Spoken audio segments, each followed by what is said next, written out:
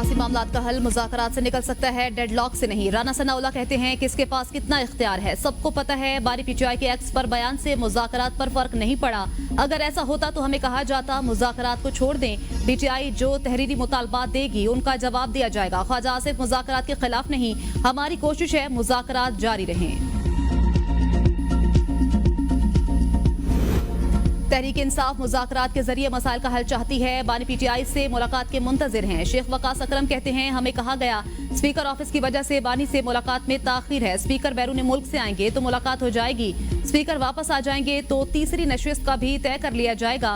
PTI बड़ी सियासी जमात है, इख्तिलाफ राय हर पार्टी में होते हैं। शेर अफजल मरवत मुज़ाकराती कमेटी के मेंबर नहीं, सलमान अकरम राजा मेंबर हैं। इख्तिलाफात पार्टी का अंदरूनी मामला है, पार्टी खुद इसको तय कर लेगी।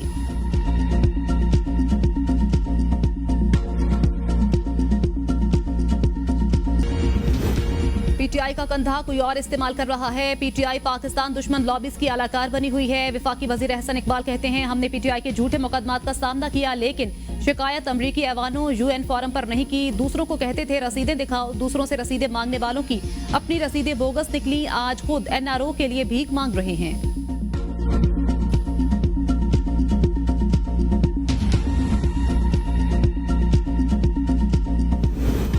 पार्टी में घुस बैठिए आ गए। अलीमा खान कहती हैं बानी पीटीआई की बच्चों से बात कराई जाती है, ना मौलिद से मिलने देते हैं। ये रवैया टॉर्चर के जुमरे में आता है। बानी ने कहा है अब हमारे पास कोई रास्ता नहीं, अपना case international human rights organisation लेकर जाएंगे। कोई अदालत हमारा केस सुनने को तैयार नहीं। हमारी फैमिली को धमकियां दी जाती हैं, वार्निंग्स आती हैं। हमसे कहा गया एआई से बनाई गई वीडियो निकाल लेंगे। मुज़ाकरात में हुकूमत की तरफ से मुस्बत रवैया सामने आ रहा है। वज़ीर आला खैबर पख्तूनख्वा अली अमीन गंडापुर कहते हैं फॉर्म 45 के हवाले से काम होना चाहिए। पीपल्स पार्टी को बंदरबांट में गवर्नर खैबर पख्तूनख्वा दे दिया गया। खैबर पख्तूनख्वा हुकूमत से IMF बहुत खुश है। मुल्क की इंडस्ट्री तबाह कर दी गई, 2 मिलियन लोग मुल्क छोड़कर चले गए। मुल्क में गैस नहीं, रोजगार नहीं, लोग हुकूमत से मुतमईन नहीं। ये हुकूमत नहीं चला सकते, करप्ट लोग हैं।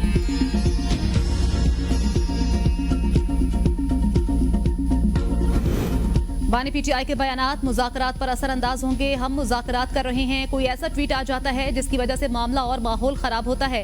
सेनेटर अफनानुल्लाह की ABN न्यूज से गुफ्तगू, कहा पीटीआई वाले संजीदगी से मामले को लेंगे तो मामला आगे चलेगा। हम तो चाहते हैं कि पीटीआई लिख के हमें दे कि ये चीजें हमें चाहिए।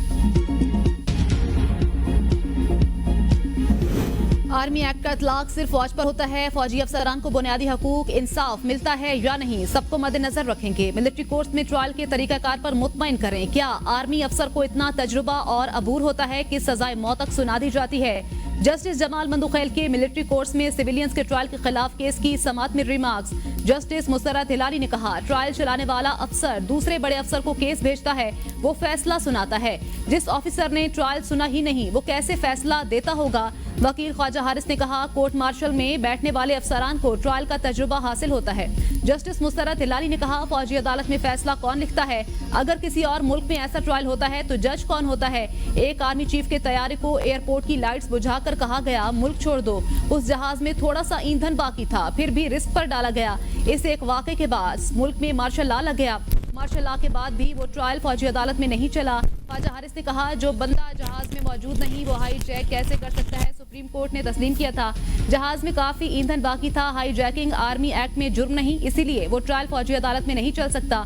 जस्टिस मुसर्रत हिलाली ने कहा FIR ताज़ीरात पाकिस्तान और इंसदाद दहशतगर्दी एक्ट के तहत दर्ज हुई तो मुकदमा फौजी अदालत में कैसे होगा?